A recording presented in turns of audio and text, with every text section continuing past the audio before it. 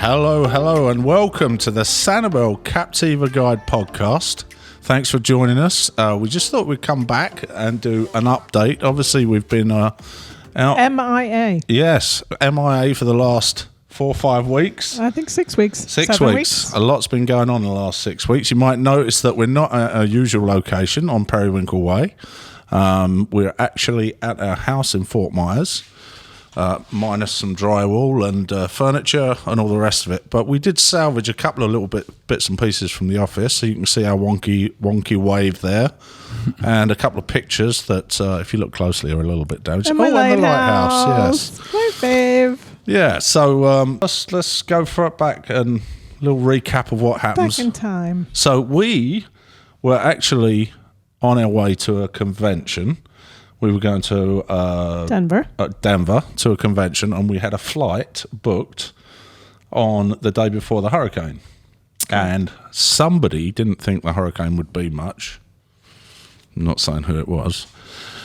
But anyway, our flight got cancelled from Fort Myers, so we found another flight in Miami. So we drove over to Miami. Max came with us. Max was going to see a friend in Miami. And lo and behold, that flight got cancelled. And then we started looking at the weather and thinking, oh, this could that flight did not get cancelled. Oh, it didn't? No. Okay. We just didn't go. We just didn't go. Okay, we didn't go. Yeah, after the news came on that the causeway had been we were sitting there watching, and basically it was obvious that we shouldn't be leaving town. So we sat through the hurricane at our good friends Carl and Jen, so friends of mine from England who live in Fort Lauderdale. And as soon as we could leave to come back, we did. Yeah. Bringing several generators and food and anything, gas cans, anything we thought might be of use. Yeah. And it did come into use. It did. Yeah. We ran the generator heavily. What did we find when we got back? What did we find? Maybe we should run a bit of video here. I don't know, but basically, we found 2 feet of 2 feet of flooding in here, 18 inches of flooding in our house, and then our office, which is the reason we're not there, is because it had about 5 feet of flooding in there. Yeah, which then flipped upside down the whole podcast studio. Everything got flooded in there. Fortunately, we brought all of our camera equipment to Miami. We bought our camera gear, so we got bare bones camera gear, but a lot of the audio equipment, this new audio equipment is either new, borrowed, or begged.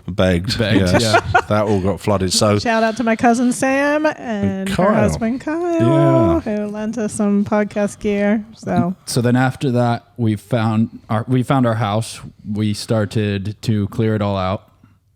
We got home to a big puddle, like a puddle of slurry in the house. I wouldn't call it a puddle. Well, it was a Not lake. A lake. Well, it was sludge. It was basically the water had come back out, but there was sludge. There's a layer of mud throughout the entire house. Yes. We basically had to clear all of that out, clear all of our furniture out, all of our belongings, and then rip all of the drywall up to 4 feet, as you can see behind us. And that's all the way through the house. So if you use the bathroom at that end, you can actually see the bathroom at that end and the one over there as well. That's true. You can see people's legs everywhere you look.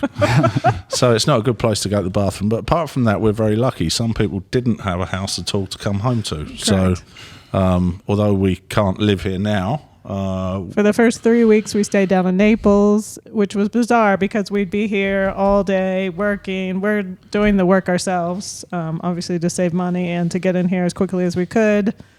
And at the end of the day, we're exhausted, and we would go down to Naples where like a palm frond had fallen down on the ground. There was not much damage there at all. But it was kind of a nice reprieve to get out of the craziness here.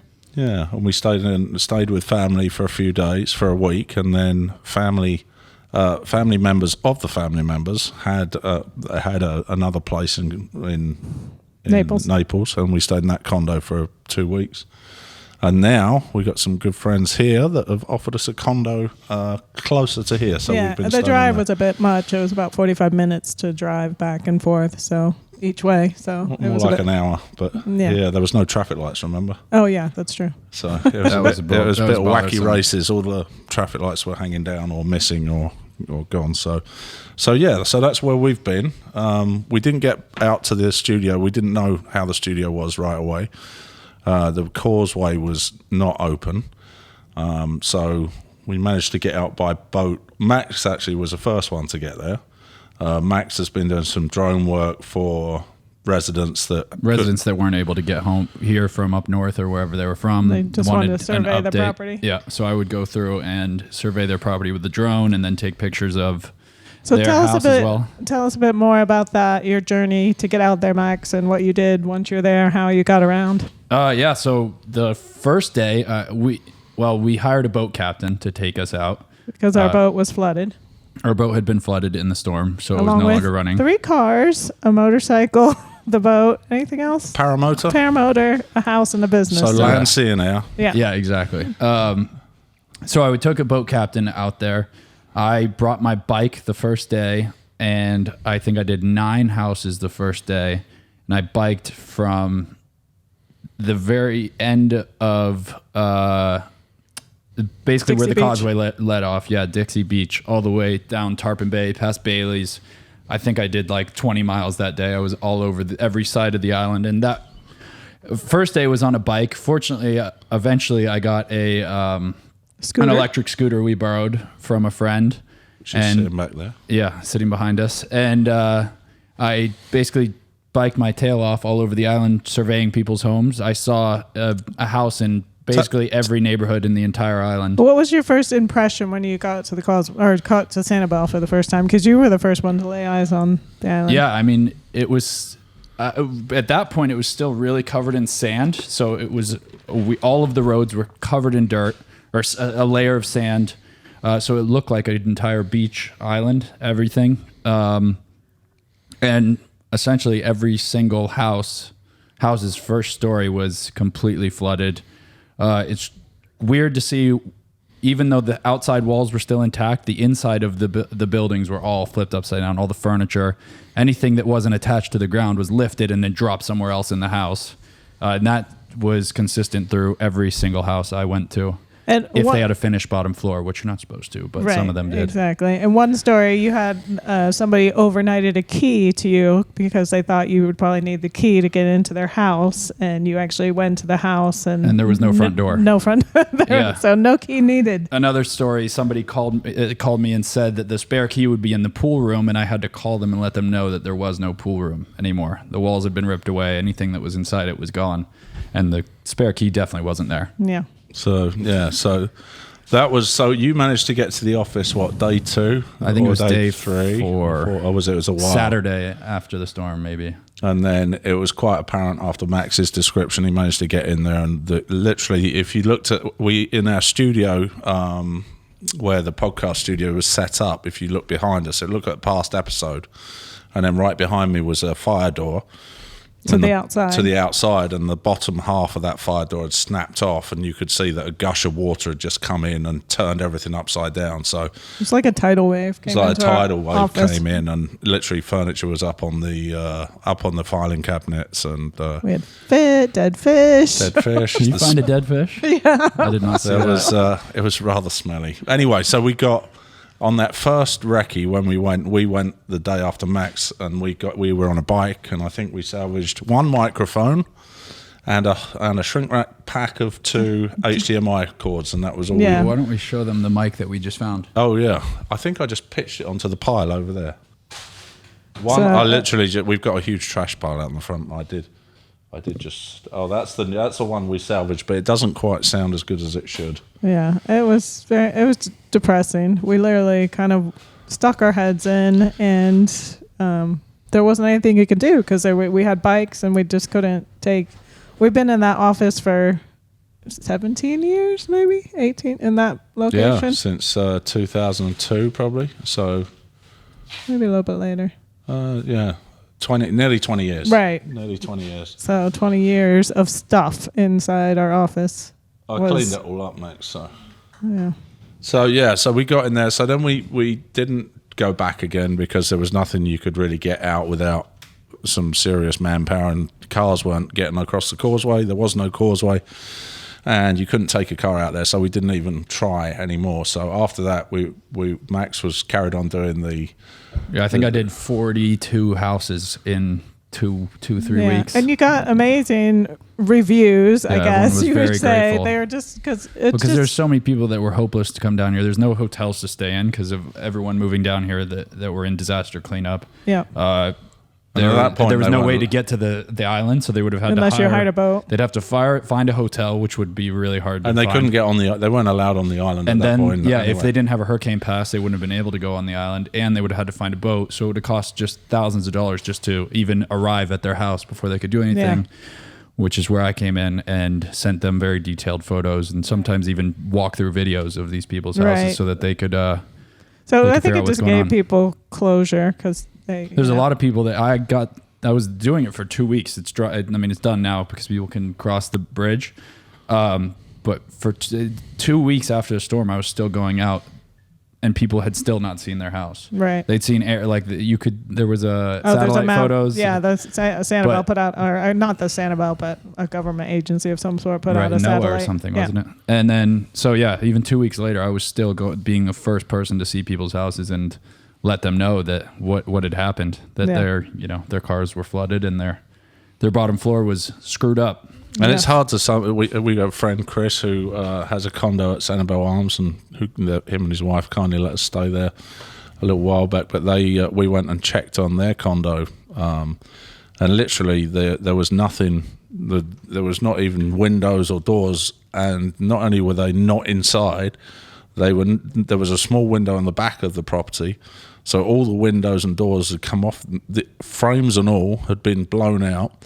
They'd all gone through a small window in the back of the building, and there was literally nothing but along with all the drywall. With the drywall, back cabinets, there was just little tufts of fiberglass hanging from the ceiling. Yeah, that was crazy. And it was kind of a tough conversation to have to call them and say there's literally nothing there, and they say, well, what about the kitchen countertops or literally there's nothing. It literally just looked like a cinder block. It looked like new construction. And that was were starting. consistent through a lot of the beachfront places, especially along Middle Gulf. Max, you did the whole length and breadth of the island. What would you say was the worst spot? Middle Gulf was absolutely the worst spot, which is just Sanibel shaped like a boomerang. It's right at the tip of that boomerang at the very outer point. Cassia Bell and north of that. Yeah. There I saw water lines above my head, like 8 to 10 feet. In most places I saw 3 to 4 feet, up to 6 feet in some places. But on that outer edge, on the Gulf side of the island, that Middle Gulf area was the worst. Especially there was a lot of older constructions that was completely ripped away. I mean, there's literally Shalimar, I believe, is one of them that just completely is leveled. It's just pilings. Nothing's left. That's sad. I don't know if it's still there, but there was about 15 feet of just Shalimar debris that had been bulldozed off to the side of the road over by Daniel Drive, just past Tarpon Bay.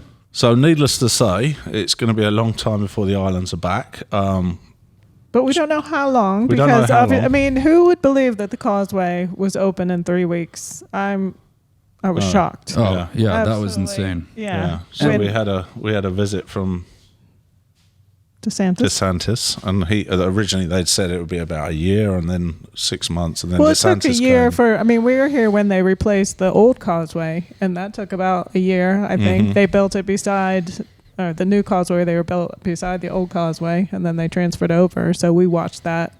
And I think so the Sanibel city, or the city of Sanibel, Mayor Holly Smith and her team, Richard Johnson and the others, they did a good job. Manager Dana. Yeah, they did a great job of getting in all the resources they could. I mean, you learn a lot when you're going through this type of thing, but apparently whenever a big organisation comes in, they don't just bring their expertise and their manpower, they also bring their finances. So the Army Corps of Engineers, for example, is made up of 28,000 personnel. So they bring their personnel, they pay for what they're doing, and so it was great that they could get so much help. Well, speaking of opening back up, as of Thursday or Friday last week, Sanibel Inn opened back up. Yes, they have the first hotel I've seen to go back open, unless I missed one. Which is kind of crazy because you still can't get on the island without a.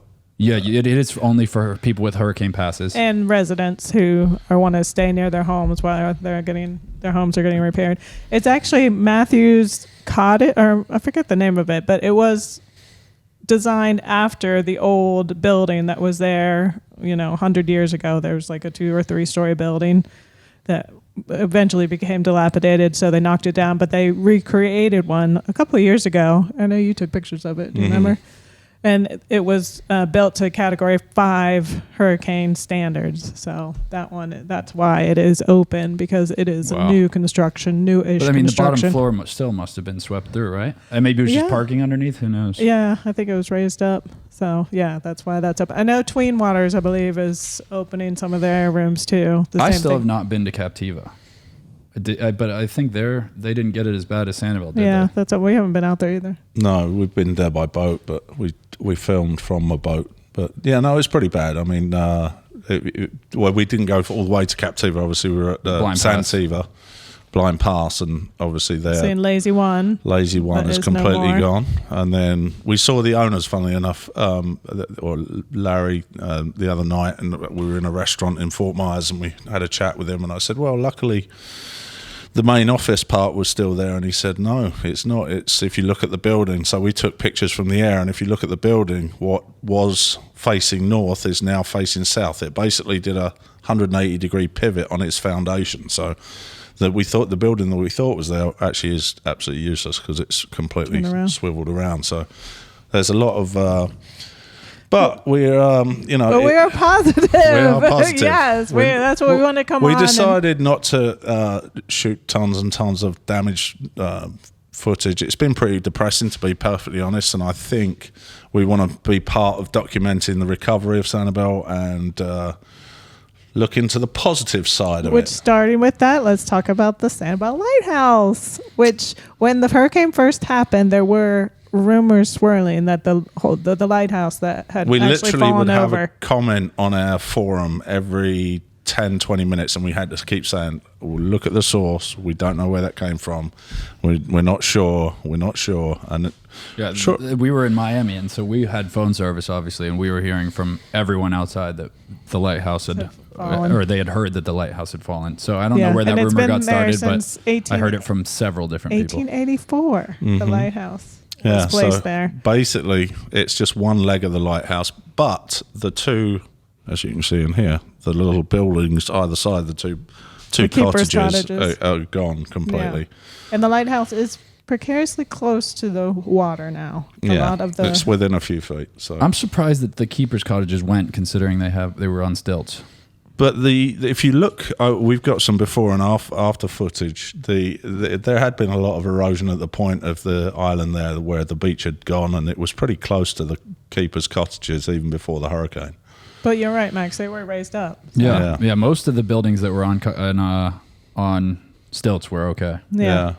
So the keepers' cottages are gone. The old oil house that housed the kerosene is gone. The brick structure that was the well that used to be the cistern. You're right, are gone. And one leg was missing, but miraculously they found the leg buried under. I do not know how the heck they did that. They said it was buried like a couple feet underground. So I don't know if they had. Can you detect metal? Must have been some sort of sonar or something. Yeah. I don't know, but that is shocking. Yeah, I heard it was broken into a couple pieces, but they've put a temporary leg up. They have a wooden leg, which everybody thinks is a pirate's leg. They're saying the lighthouse now has a peg leg. Which is kind of funny. But it's still there. Who said that? It's still there. Who's everybody? Everybody, maybe you, Laura? Maybe it's just you. Somebody commented on the forums about it. I thought it was funny. That is funny. Yeah. So from here, so we've obviously been tied up for the last few weeks doing demolition and all the rest of it. Yeah. And our studio has been now completely gutted from floor to ceiling. We took a lot of the stuff out, obviously. Once we were able to get out there, we borrowed our friend's truck. Shout out to Dave Horton. We borrowed his truck, and we filled up a bed of a truck with the stuff that we'd been there for 20 years. So we managed to fill up a bed of a truck with what was salvageable. Trash. Well, a lot of it was also really messy. You've saved all your books, and half of them were flooded. Yeah. No, I didn't save all of them. The top 2 shelves were okay. So that's good to hear. Yeah. But so a lot of rusty stands and things that we have. The rest of the stuff we left behind and let the landlord had a crew come in and ripped out every office on the bottom floor. So we just took a few bits and pieces. We took one truckload. Yeah. is what and then we got out left there. the rest. 20 years of. How many years of photos were destroyed? We had all. We've never thrown away a negative, and I've been doing photography since 1992, and we had a whole wall. Actually, it was in the same studio that we did the podcast in. Was filing cabinets that were 4 or 5 feet high. And old school negatives. Negatives, and then DVDs, we went to CDs. old school DVDs. CDs first, then Right. DVDs. Oh, DVDs, yeah. And unfortunately, they're all gone. They're all lost. Yeah. From 2010 on. We did need a purge, really, though, didn't we? We did need a purge, but yeah. From 2010 on, we have, because that was all digital and in hard drives. So we do have all the archives from then. But that was along with family pictures as well, not just your families, but our family too. So quite sad. But anyway, moving forward. We've decided we're gonna get back to doing the podcasting. There is no, thanks for our supporters. Unfortunately, most of our supporters are out of business for the time being. Bailey's is closed. We haven't even spoken to Eric Pfeiffer. We know that Crafty Ladies. Basically, nobody's business is intact. A funny story. We actually so one of our sponsors is Three Crafty Ladies, which is the fabric and craft store. They're right across the street from us. And when we were out there working for the city, we had a city golf cart. And we actually came upon these 2 ladies. They were pushing like a stroller with their stuff in it. This was when the causeway wasn't open.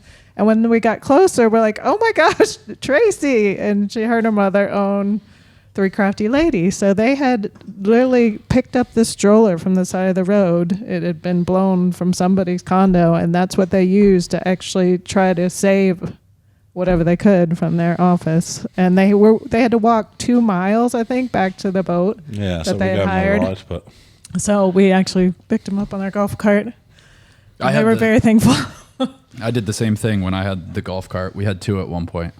And I watched somebody walk from around where the causeway area is down to Sea Oats. No, Murex Lake Murex. Which is how many miles? That must be a 4-mile walk, at least. I passed them once because I was actually on my way somewhere. And on my way back, I was like, there's no way I'm passing these people again because I just saw them walking and walking. So I picked them up. Turns out they live in England and they have their summer home in Sanibel. It was a dad and a son. The son was a few years younger than me. And I gave them a ride because I was going right towards where they were. And I think I saved them probably another hour of walking. Oh, easily. And it was so... And they had to walk back at the end of the day. And it was brutally hot, too. I mean, September, October is still super hot. Not to mention all of the shade from the leaves that would have been there. Or the leaves were all blown away. Right. So this it was a double whammy. This is depressing. We were supposed to be... We said we were going to come on and be positive. All right, now we're being positive. Okay. All right, so what are we going to... Going forward. I was going to say, you did have a positive story when you were out there. You said while you were biking up and down, the residents were... Oh, yeah. I mean, the very first day I was biking, and the only thing out there was bikes, and then at that point, I think some of the police... Billy's Bikes. Billy who owns Billy's Bikes, he just basically said... The bikes are there to use. Go pick one up, and anybody can use one. And he literally just donated his. So people would just get on them, ride to wherever they want to. And so this first day, them. there was no golf carts. There was nothing. I think there was a few police golf carts and stuff. And no cars, obviously. Eventually, people started getting their cars working again. But this first day, it was all on foot and bikes. And so I was riding right past people all day. Like I said, I probably covered like 20 miles that day. On bike, and every single person that I passed had a big smile on their face and was just asking how I was doing, and I just said hello to them. And Sanibel strong. Everyone facing some sort of destruction. At that point, they were all residents too, because there was no contractors, so everyone had some personal tie to the island that I passed. I can only assume. Right. And every single one of them gave me a big smile and wave, and kept going. And I mean, I even ran into some people we know there and had a chat with them, and they were positive too, like a few people throughout the day. So the Sanibel spirit and Captiva spirit is definitely still there, and everybody's ready to rebuild and welcome everybody back. Yeah, I think so. And then everybody's going to try and rebuild. The businesses need to try and rebuild. I mean, obviously, We don't have any sort of business, and there's so many others that are in the same boat. We're not the only ones. Right. So I think that's what we're going to do moving forward. We decided we're going to start interviewing people. There's so many fascinating stories of people that actually stayed on the island. I know who are the people that have Over Easy Cafe? Tracy and Liza. They actually stayed on the island, and they actually were rescued, I believe, by a helicopter with their Great Danes. They have a couple of Great Danes. Right. Yeah, we want to. Yeah, and many businesses that are not going to be coming back, unfortunately, but still are going to have an online presence. I know Lily's Jewelry decided they're just going to go online, so we're going to try to highlight those businesses that George and Wendy's won't be coming back. Right, but try to highlight the business that you out there, you guys can purchase things from and support these small businesses. So that's what we're going to decide we're going to do. Yeah, so we'll give you updates. We'll let you know what's going on. We'll try and include pictures and video for those of you that can't get here. We're actually going tomorrow to do some video for fish, correct? Yeah, we're going to be filming tomorrow morning on the island, so we'll try and get some pictures and post some of Which those. Which fish? Some people might not know what a fish is. Well, don't put me on the spotlight because I don't know what it stands for. I know. That was one of our trivia questions. It was. It's like Friends in Need. Basically, they have an organization to help underprivileged people. To get food to people that are in need. They have a food kitchen, and they do. But I think we're well informed about our customers. We do know. Basically, they've pivoted as well. They're actually they're actually helping out with the hurricane, and we're actually going to film, and we're going to show some of the unique things that they're doing now to help out, while their usual charitable work is not really possible to continue with. So they've just pivoted and they're just refocusing in another direction. As a lot of us are. As a lot of us are. Yeah. Yeah. Taking the. So, I think that's about it. Is there anything else you wanted to add, Max? Anything else you. Give us any questions. Let us know any questions if you want to know something about a particular place. I mean, we can't. Or if you know a business owner or someone in the area that might want to be interviewed and come on that has some good stories, let us know. Put us some suggestions in the comments. And just really quickly, we do want to mention there are a couple of people that have had it really bad. We just had Lacey on the podcast, McClary, which we didn't even air her episode. Did we not? No. Oh yeah, she's a local artist. It was supposed to go live as the hurricane was hitting, wasn't it? Okay. Which we should air hers. We should air hers. We will definitely air hers, and we might have to reshoot it. Well, I think we'll reshoot. We'll air it and then reshoot. We'll shoot the bit afterwards. But maybe we should discuss this off the air. But basically, she lost. She had an artist studio on Sanibel, one in Fort Myers Beach, and a home, and she lost all three. So we should definitely air her episode. That another guy, Blaine, who you might have seen a couple of episodes back, a fascinating guy who's a shrimp boat owner. For years and years and years, while he was on the podcast, he was renting or working for a guy who owned a boat. And he thought he'd been in and out of the shrimp industry for 30 years, and he just pulled the trigger and bought another boat right after our podcast. He called us up and he said, "I've just bought myself a new shrimp boat." We were excited for him, and he had got some shells for me too. Yes, Blaine, I come never on. got my shells. Did his boat survive? His boat did not well. His boat is on dry land. It was lifted up and stacked on dry land. But still intact. Intact, he doesn't know if it's going to be able to be salvaged. Wow. So think of people like that. That's a whole different conversation. The Fort Myers Beach shrimp boats. Right. Yeah.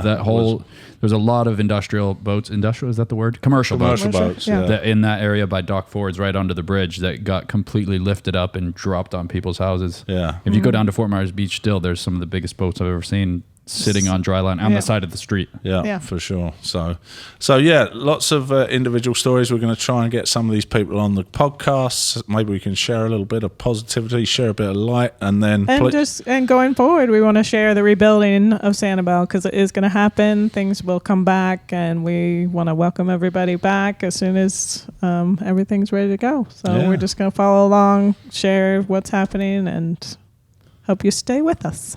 And yes, for sure. So thanks very much. Thanks for listening. Thanks for listening. And please do check out the other podcasts that we got up there and spread the word. Reach out to us on any of our social media or on the Facebook groups. And if you've got questions for us, please do reach out and we'll try our best to answer them for you.